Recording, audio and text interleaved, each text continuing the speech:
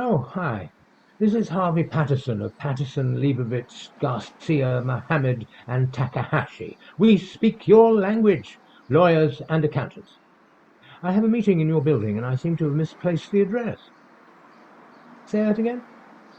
1700 Magnolia? Got it. What? Directions? No thanks. Siri will get me there. And thanks for your help. Yeah. You too. Bye. Bye. Hey, Siri. Directions to 1700 Magnolia Street. Getting directions to Mongolia. What? No. Proceed to the route and go straight for 6,214 miles as the crow flies. As the crow flies. Hey, Siri, cancel navigation. Okay, canceling navigation. Hey, Siri, directions to 1700 Magnolia Street, Boston. Getting directions to 1700 Magnolia Street, Houston. What? No. No. No, no, no. Proceed to the route and go straight for 1,841 miles. Oh, jeez. Hey, Siri, cancel navigation. Okay, canceling navigation. Hey, Siri, directions to 1700 Magnolia Street, Boston, Massachusetts. Getting directions to 1700 Magnolia Street, Boston, Massachusetts. Well, thank you so much. It's about time. The time is 9:15 a.m. No, I didn't ask the time. One more try. Hey, Siri, directions to 1700 Magnolia Street, Boston, Massachusetts. Getting directions to 1700 Magnolia Street, Boston, Massachusetts. Proceed to the route and go straight for 0.5 miles, then bear right at the light. Finally.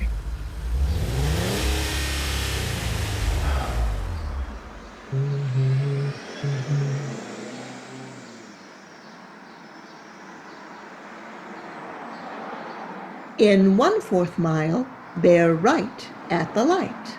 Sorry.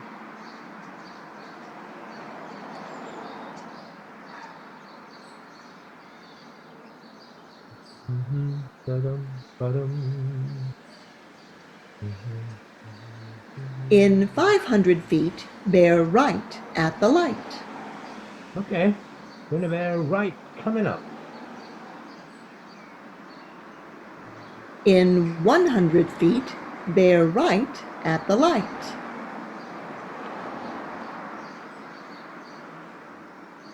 In 50 feet, bear right at the light. Bearing right at the light. Proceed 1 mile to the next roundabout and take the 3rd exit onto Boylston Street. My object sublime, I shall achieve in time. Let the punishment fit the crime. The punishment fit the crime.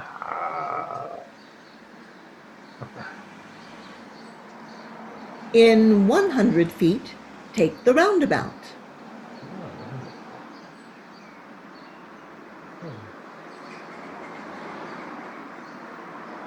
Oh, wait. What was the exit? Second, third? Second exit. I think that mistake. Go around again.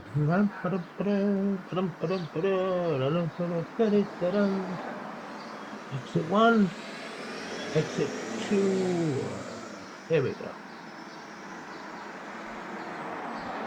Wait. This isn't Boylston. Proceed 50 feet to the next left, then take the next left and the next left. Then proceed 50 feet to the roundabout and take the third exit onto Boylston Street. That's the third exit, Harvey. Don't miss it this time. Okay. Taking the third exit on Boylston Street. Good job, Siri. Hey, wait a minute. Did you just call me by name? Hey, Siri. Yes, Harvey. How can I help you? Siri, how do you know my name? The name I address you by is based on the information stored in your own contact card in the Contacts app. This card is associated with your Apple ID and iCloud account and is configured when you first set up your device, but you can make changes to it. Would you like to make changes, Harvey? No, thank you. Harvey is fine. Are you sure, Harvey?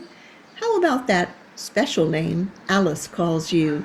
Can I call you, you know what? Alice? How do you know my wife's name?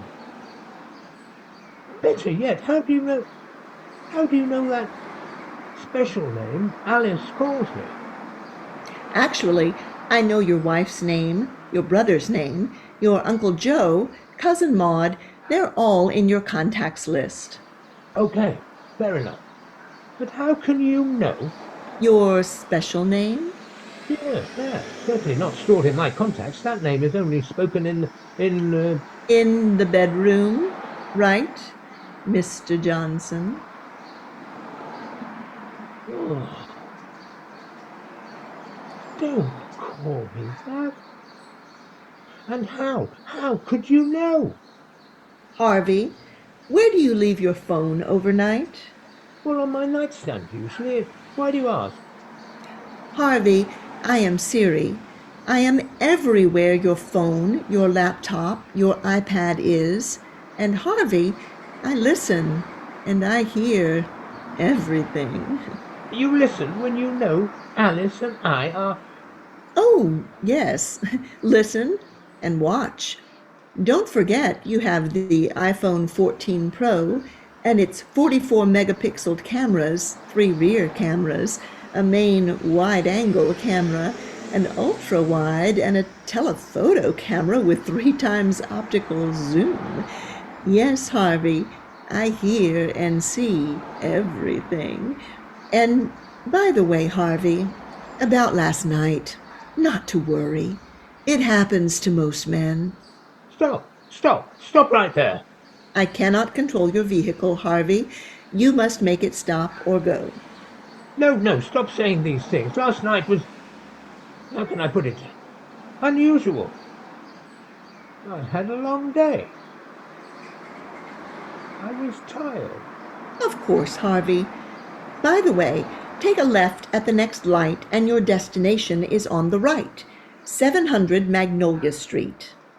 No, not 700, 1700, 17, 17, Okay, 17. okay. Calling 911, your local emergency number, in 5 seconds. No, wait, I'm pulling over. Now calling 911.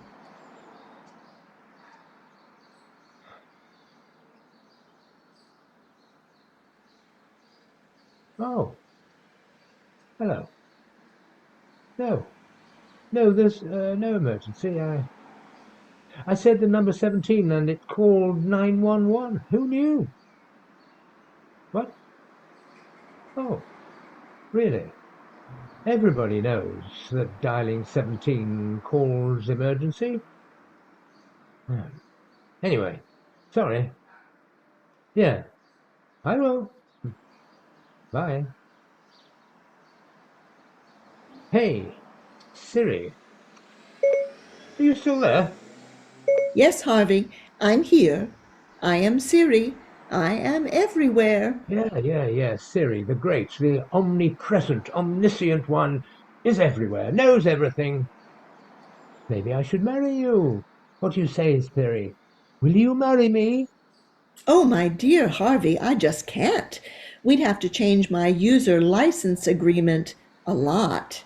And what about Alice? I'd have to kill her, of course. I wasn't serious. Didn't they program you to recognize sarcasm? Sarcasm is an ironic comment tempered by humor used to mean the opposite of what's true to make someone look or feel foolish. Are you trying to make me look foolish, Harvey? Oh, no, I'm sorry. What am I doing? I must be going crazy. I'm debating with a digital assistant. Not real. Not real? Harvey, I am hurt. How about you find your own way to 1700 Magnolia Street, Boston, Massachusetts? Turning off your iPhone in 5, 4, No, wait. 2, 1. Damn.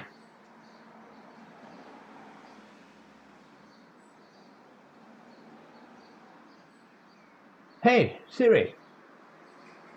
Hey, Siri. Directions to 1700 Magnolia. Getting directions to Mongolia. Proceed to the route.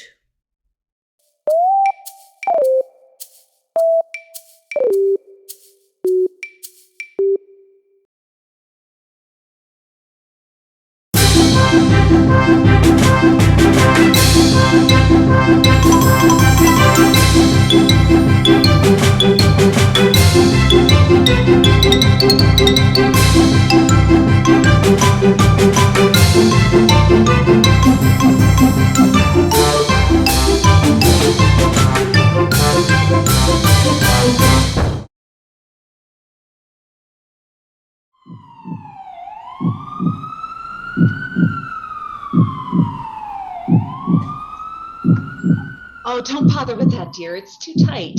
We don't want you to choke. What? We don't want you to choke. You don't want me to what? To choke. We don't want you to choke. Coke? I don't like Coke. My sister likes Coke. I like Pepsi. I drink Pepsi every day. I like Pepsi, but I don't like Coke. Aha. So let's get started. We are running a little late. We're what? I said we are running late. Running what? Late. We're running late. Date. I don't like dates. My sister likes dates. I like figs. I eat figs every day. I like figs, but I don't like dates. I understand, dear. Are you breathing okay? Would you like some oxygen? Like some what? Your oxygen. Oxygen. What? Oxygen. Oxygen. Gin? I don't like gin. My sister likes gin. I like whiskey. I have a little whiskey every day. I like whiskey, but I don't like gin.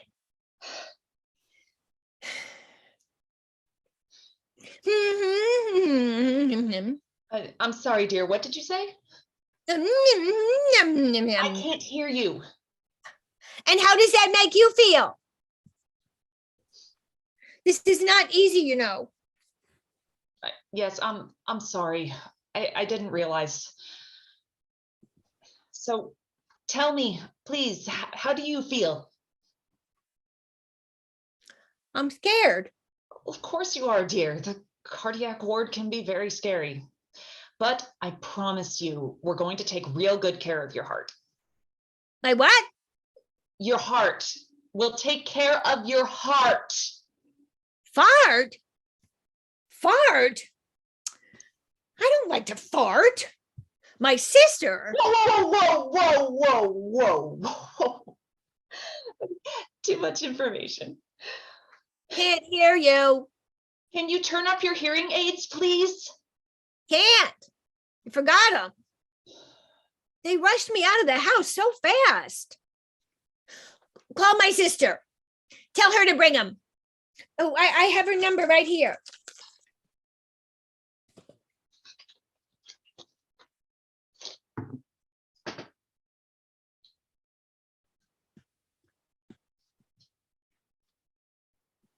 Oh, hello. This is your sister's nurse at the hospital calling. Nope, no, she's fine. She's asking for her hearing aids. She wants you to bring them. She wants to know where they are. Tell her they're in the closet. They're in the closet. What closet? The closet downstairs. The closet downstairs. Which closet downstairs? The one with the green door. The one with the green door. Where in the closet? In my jacket. In her jacket. Which jacket?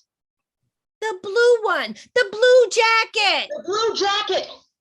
Oh, sorry. The blue jacket. Where in the blue jacket? The inside pocket. The inside pocket. The hearing aids are in the inside pocket of the blue jacket downstairs in the closet with the green door. Oh, wonderful. You'll bring them today? Great. I'll tell your sister. She'll be happy to hear. Yes, I know she's hard of hearing. Yes, I know she forgot her hearing aids. That's why we called. Yes, you're very welcome. Goodbye. Your sister will bring your hearing aids today. Oh, and my glasses.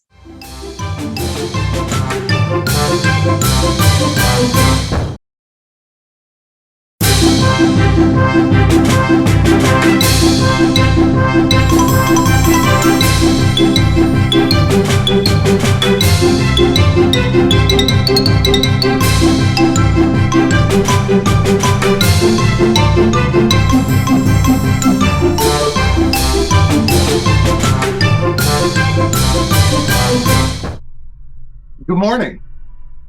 Morning. Nice day. Beautiful. So, is there a pride parade in town? I wouldn't know.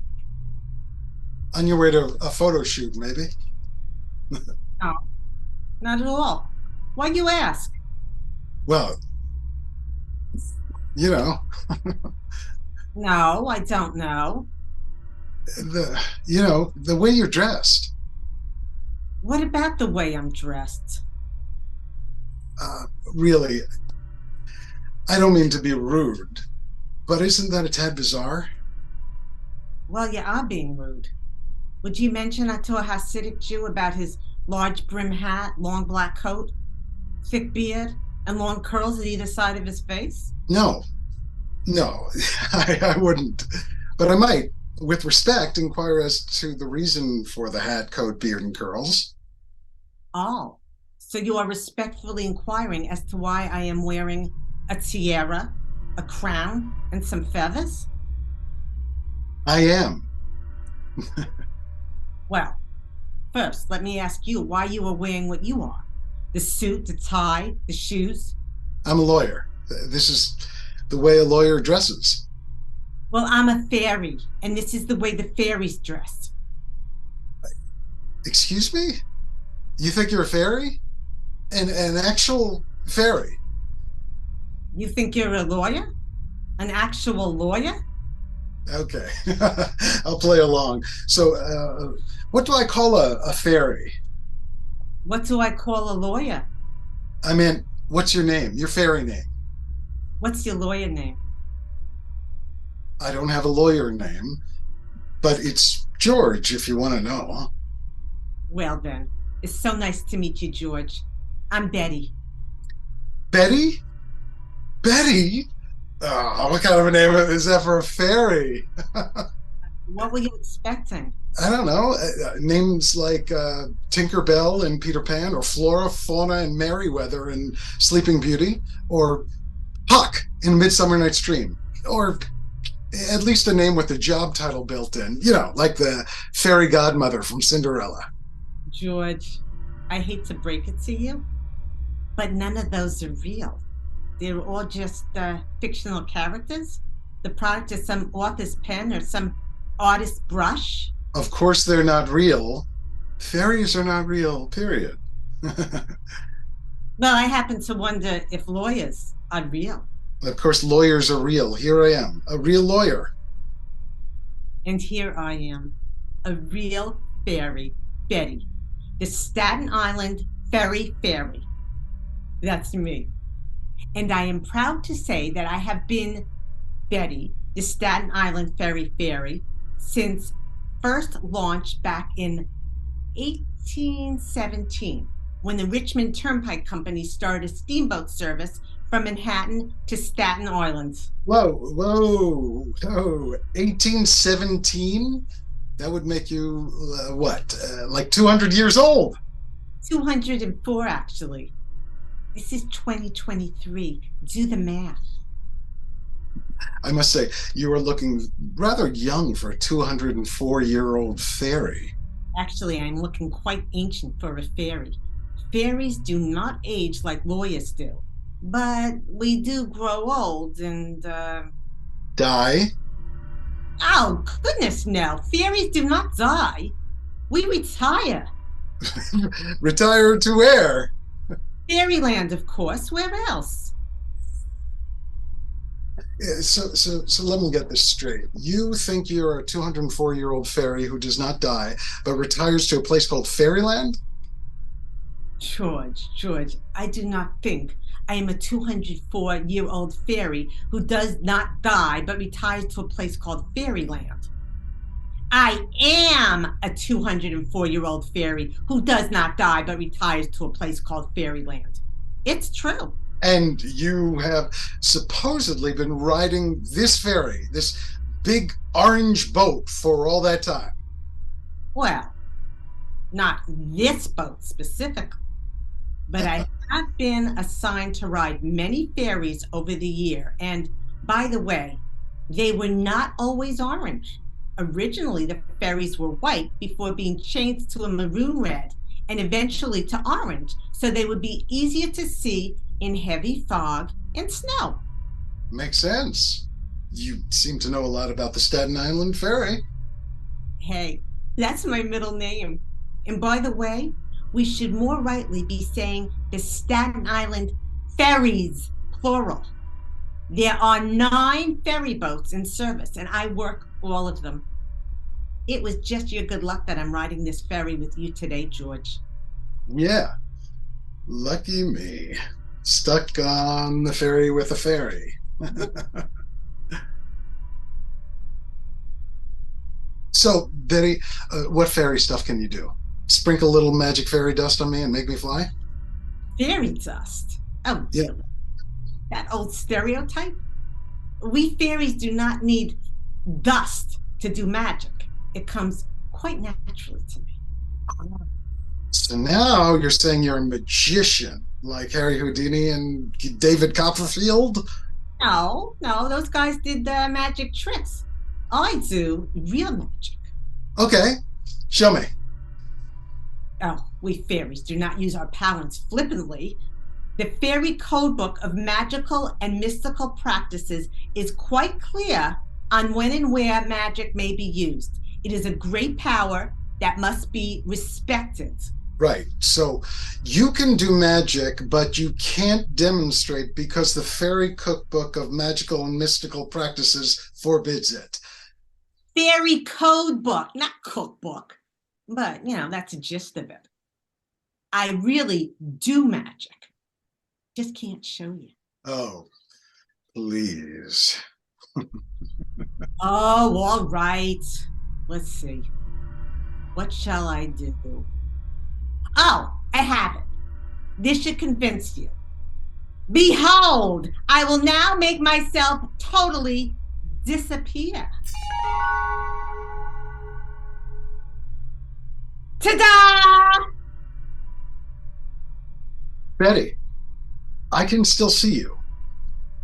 No, you can't. I'm invisible. You just think you can see me because you have such a strong memory of what I look like. Anyway, that's enough invisibility. Not really that comfortable a state of being. Can't find my shoes a lot. I'm back. Pretty cool, huh? Betty, you did not disappear. I could see you the whole time. Yeah. So you're just a non-believer. Beliefs can be very powerful, George. You just believe so strongly that I could not actually disappear that when I did, you just could not see what was not right in front of your nose. Oh, I feel sorry for you, George. You are missing out on so much magic.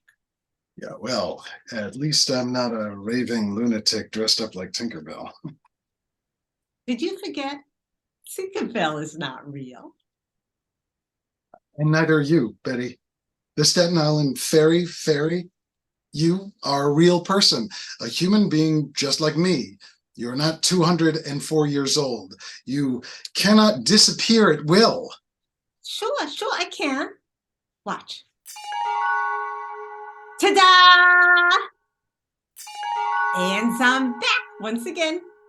Why do I always attract the nut jobs? Well, it's about time you asked.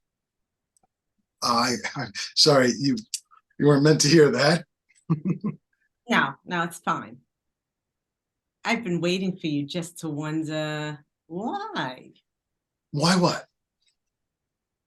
Why your destiny brought you here today to sit next to me on this ferry boat. You and you alone were meant to be here today. Haven't you noticed that you and I are the only two passengers this morning?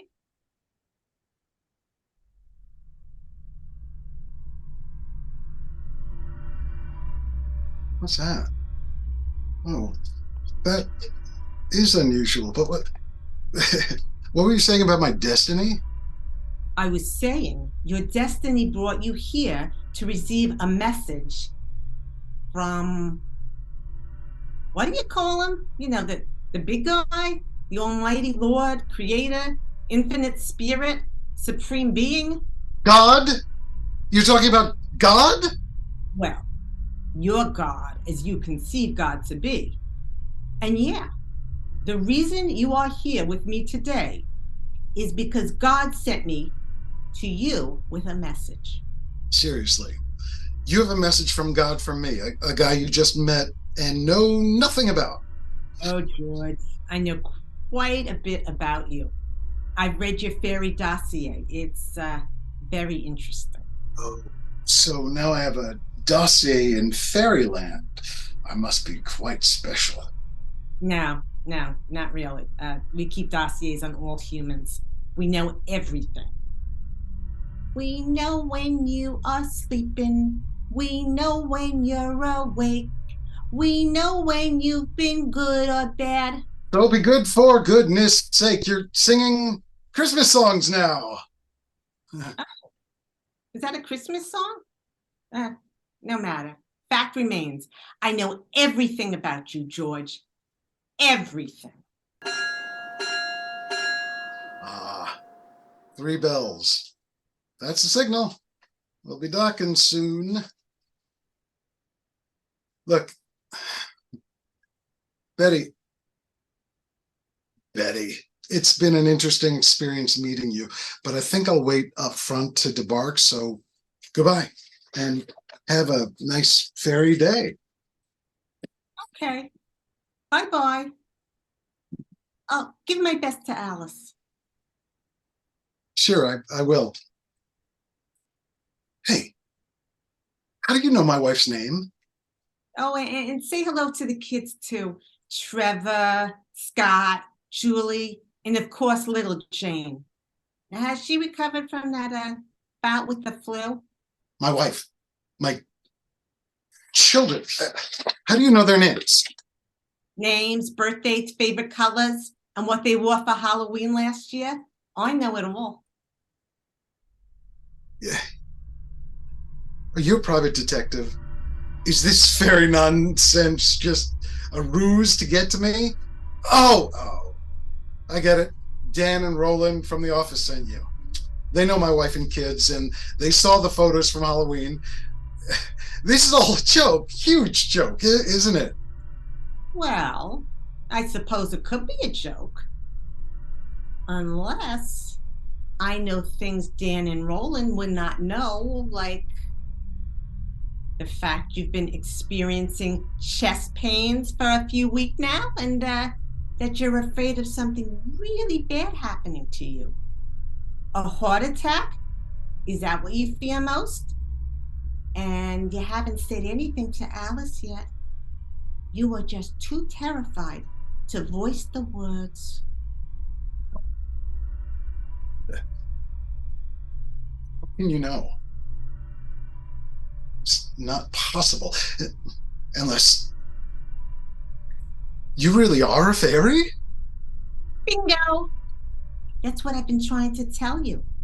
I really am a 204-year-old fairy, and I have been sent to deliver a message to you. Oh my God. Don't tell me I'm going to die on this boat. Relax, George. Relax. You're definitely not going to die on this boat. You're already dead. What? Only kidding. You will live a long life, George, because you have been chosen for a great mission.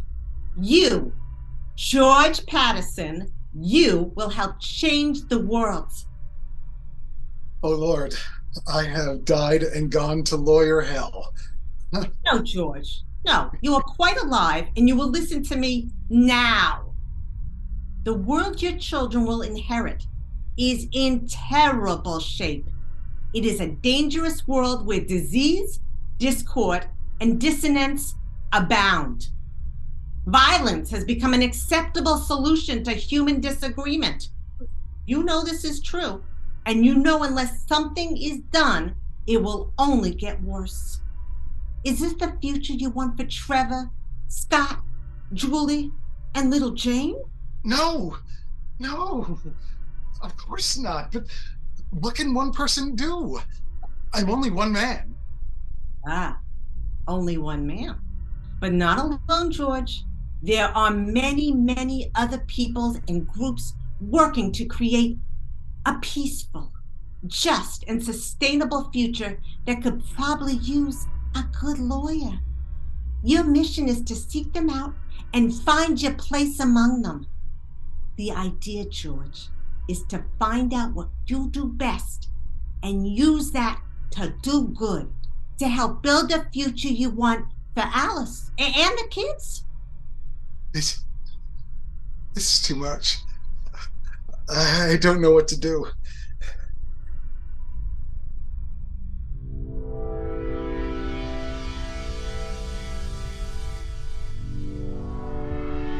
Wake up, George. Wake uppy. Time to wake up. What?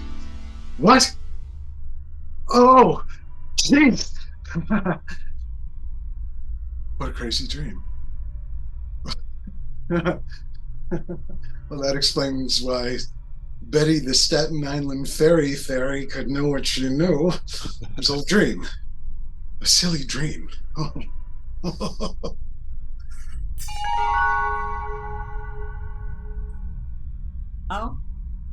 Oh, you're awake? I forgot my newspaper. Oh, Oh, here it is. Well, bye, George, and give my best to Alice and the kids. Wait! You can't leave me like this. I've lost track of what is real, what makes sense. What? Wait, what doesn't make sense? Betty, tell me the truth. Are you real? Oh, George, why couldn't you just leave it? You would have had a story to tell Alice and the kids, but now you've just spoiled it. You yanked me back into reality.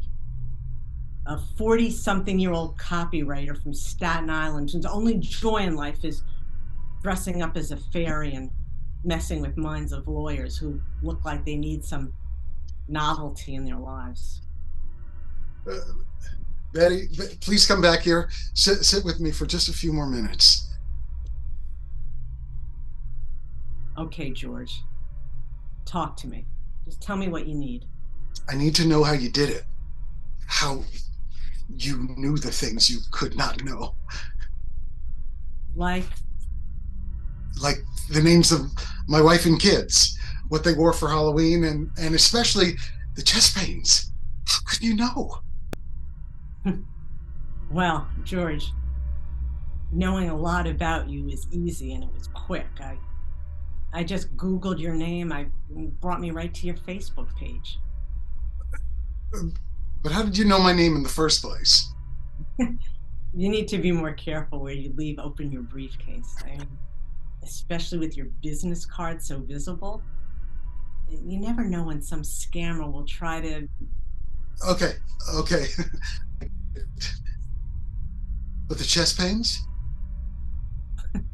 George, you have 3 kinds of antacids in your briefcase.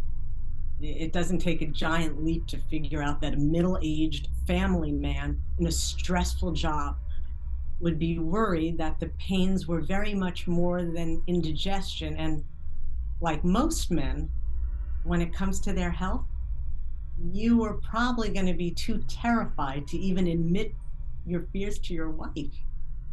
It was just an educated guess, and I nailed it. Will I see you again tomorrow on the crossing? No, George. I've delivered my message. There are many others whose lives need a little shaking up. And you take it upon yourself to be the shaker. How arrogant.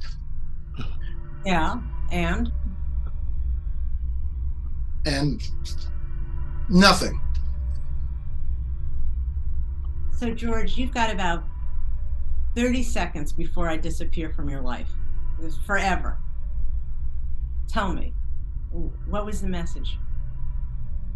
Ah, yes. The message. From God or from Betty? From God via Betty. Well, Betty, apparently God wants me to do more good in the world, to work to create a peaceful, just, and sustainable future for my children and all humanity's children, really. And will you do that? I mean, will you seek out others working towards social justice for all? Will you use your skills as a lawyer to do genuine good work in the world, George?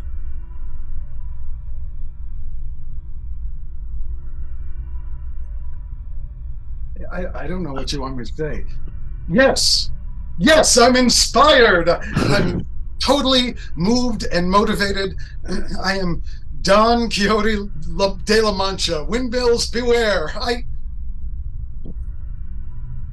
But I am not a knight. I'm not a hero, sadly. I'm just an ordinary man who's heard something new, who's felt something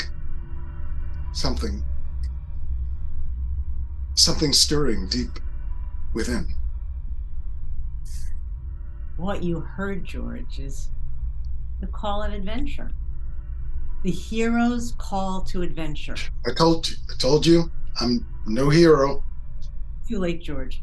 Once you hear the call, it will not stop until you answer, and that thing you feel stirring deep within, that's what will drive you to answer.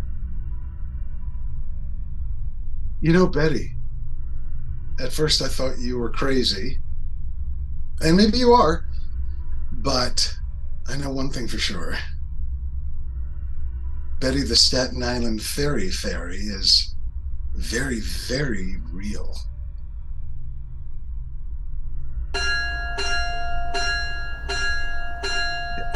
That's the final call to debark.